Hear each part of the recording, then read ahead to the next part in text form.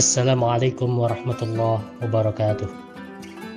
Di tengah dinamika keberagamaan global yang semakin kompleks, ekstremisme dan intoleransi menjadi ancaman nyata bagi perdamaian dunia. Lalu bagaimana dua negara muslim terbesar, yaitu Indonesia dan Mesir, merespon tantangan ini? Hari ini kami akan memaparkan hasil penelitian komparatif yang mengungkap strategi dan narasi moderasi beragama dari dua institusi paling berpengaruh, yaitu Kementerian Agama Republik Indonesia dan Al-Azhar Asy-Syarif Mesir.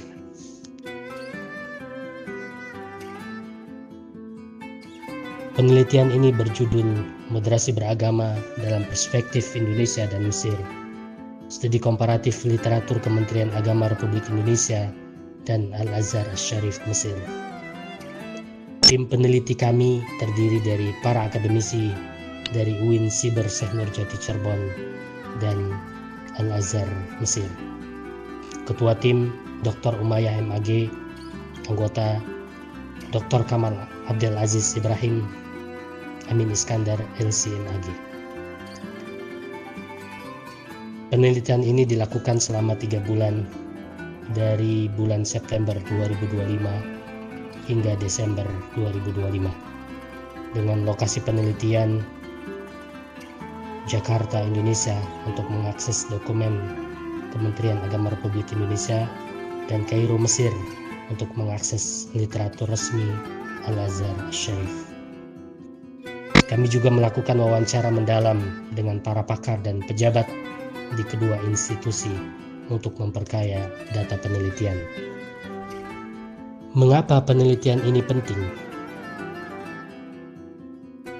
Dalam beberapa dekade terakhir, dunia muslim menghadapi tantangan serius. Radikalisme, terorisme atas nama agama, dan polarisasi sosial yang mengancam kerukunan.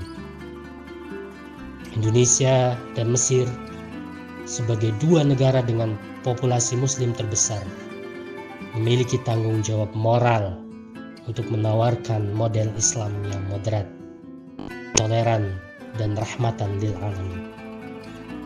Namun, belum banyak kajian sistematis yang membandingkan bagaimana dua institusi otoritatif ini, yaitu Kementerian Agama sebagai regulator negara dan Al-Azhar Asy-Syarif sebagai otoritas keulamaan, mengonstruksi dan menyebarkan narasi moderasi beragama. Penelitian ini hadir untuk mengisi kekosongan tersebut. Kami ingin menjawab bagaimana bentuk dan isi literatur moderasi beragama dari kedua lembaga. Apa persamaan dan perbedaan paradigma keduanya? Lalu, bagaimana strategi distribusi dan sosialisasi yang mereka terapkan?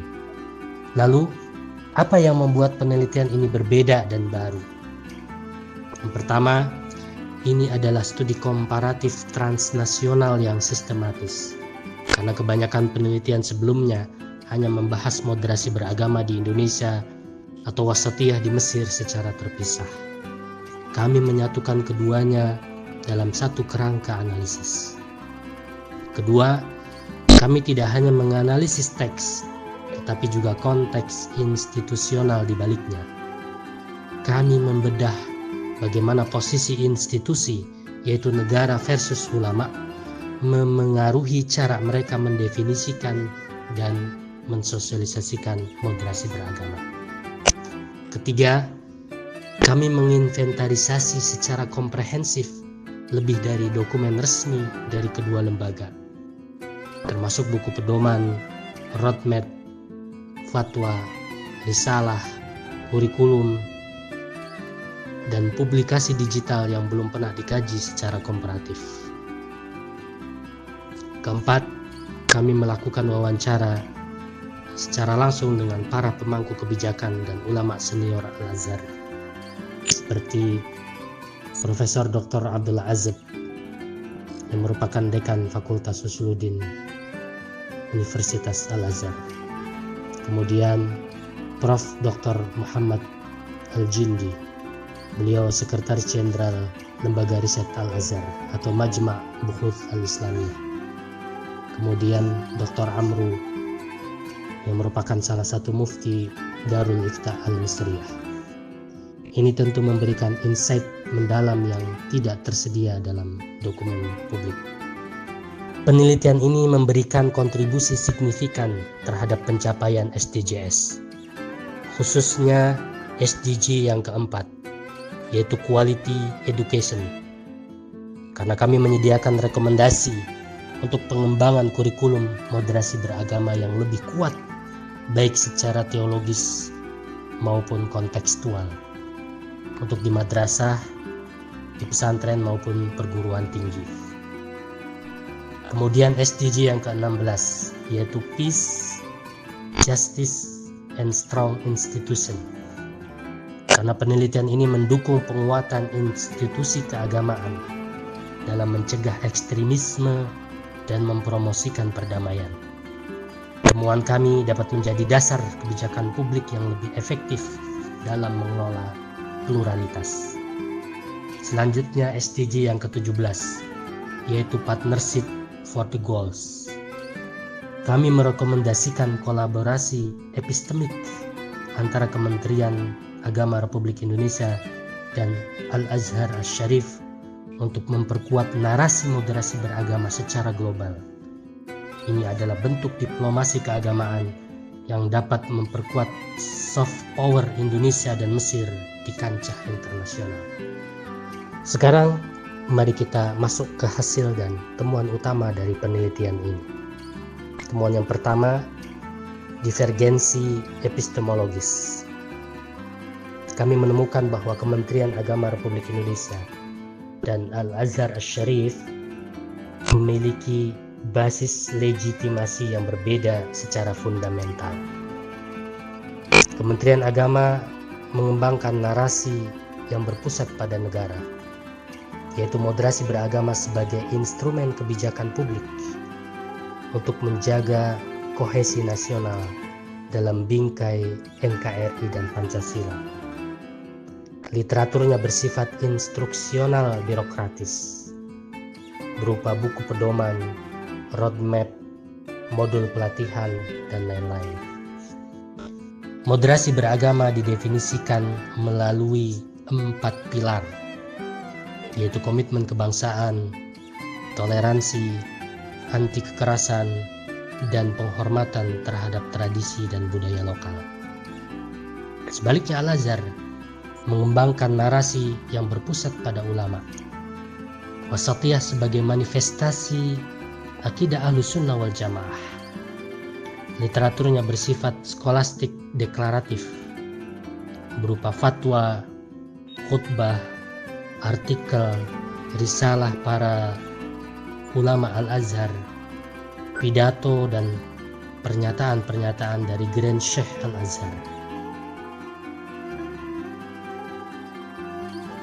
Temuan yang kedua, konteks sosiopolitik berbeda. Konteks lahirnya kedua narasi ini juga berbeda.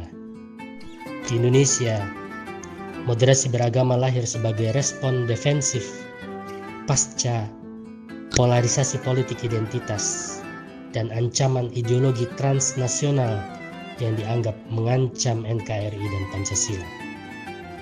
Di Mesir, wasatiyah Al-Azhar lahir sebagai respon korektif pasca peristiwa Arab Spring dan kebangkitan ISIS yang mengancam otoritas ulama dan menyalahgunakan teks agama untuk kekerasan. Temuan ketiga, strategi distribusi yang berbeda. Kementerian Agama menggunakan jalur struktural birokratis berupa pelatihan ASN, baik guru, dosen, maupun penyuluh agama.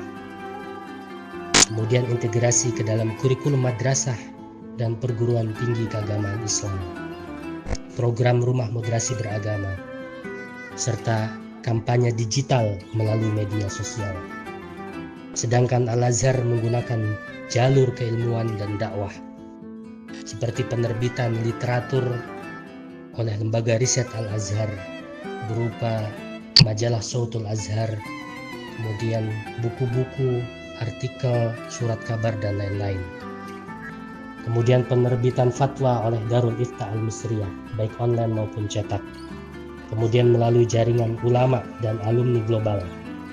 Kemudian kurikulum di lembaga pendidikan Al-Azhar, baik ma'had maupun perguruan tinggi. Kemudian melalui forum dan konferensi internasional. Menurut Profesor Muhammad Al-Jindi, Sekretaris Jenderal Lembaga Riset Al-Azhar, bahwa majalah Al-Azhar tersebar lebih dari 65.000 eksemplar setiap bulan di seluruh Mesir, dan publikasi Wasatiyah telah mencapai puluhan ribu eksemplar melalui gerai resmi di seluruh provinsi di Mesir. Temuan keempat, titik temu atau konvergensi. Meskipun berbeda landasan, kedua institusi bertemu pada satu tujuan, yaitu penolakan terhadap ekstremisme atau kekerasan dan afirmasi terhadap toleransi. Kementerian Agama Republik Indonesia dan Al-Azhar Asy-Syarif sepakat bahwa moderasi beragama adalah antitesis dari sikap al-ghulu, yaitu ekstrim atau berlebihan, dan tafriq, yaitu pengabaian ajaran agama. Mari kita simpulkan temuan utama dari penelitian ini. Yang pertama, moderasi beragama bukan konsep monolitik. Ia sangat bergantung pada konteks institusional yang memproduksinya. Sebagai bahasa kewargaan di tangan negara dan sebagai bahasa teologi di tangan ulama. Kedua, Indonesia dan Mesir menawarkan dua model komplementer. Model Indonesia, yaitu moderasi beragama berbasis kebijakan negara untuk stabilitas sosial. Kemudian model Mesir, yaitu moderasi beragama berbasis otoritas keilmuan untuk menjaga akidah Ahlus Sunnah wal Jamaah. Yang ketiga, meskipun berbeda pendekatan, keduanya sama-sama efektif dalam konteks masing-masing. Kementerian Agama berhasil menjangkau struktur formal dan birokrasi, sementara Al-Azhar Asy-Syarif berhasil mempertahankan legitimasi teologis global. Berdasarkan temuan ini, kami mengajukan beberapa rekomendasi strategis untuk Kementerian Agama Republik Indonesia. Perkuat landasan teologis narasi moderasi beragama dengan lebih banyak mengintegrasikan khazanah turaf. Kemudian yang kedua, tingkatkan kolaborasi formal dengan Al-Azhar Asy-Syarif dalam penyusunan modul dan kurikulum. Selanjutnya, untuk Al-Azhar Asy-Syarif, perluas jangkauan digital untuk generasi muda muslim global. Manfaatkan jejaring alumni di Asia Tenggara untuk penguatan narasi wasatiyah. Penelitian ini adalah bukti bahwa moderasi beragama dapat diartikulasikan dengan berbagai cara, melalui kebijakan negara maupun otoritas ulama. Namun tujuan akhirnya satu, yaitu menciptakan dunia yang lebih damai, toleran, dan berkeadaban. Kami sampaikan terima kasih kepada semua pihak yang telah mendukung penelitian ini. Lembaga Penelitian dan Pengabdian kepada Masyarakat UIN Siber Syekh Nurjati Cirebon, Kementerian Agama Republik Indonesia, Universitas Al-Azhar Asy-Syarif Mesir, dan para narasumber yang telah berbagi wawasan yang berharga. Mari kita bersama-sama menjadi agen moderasi beragama dimanapun kita berada. Assalamualaikum warahmatullahi wabarakatuh.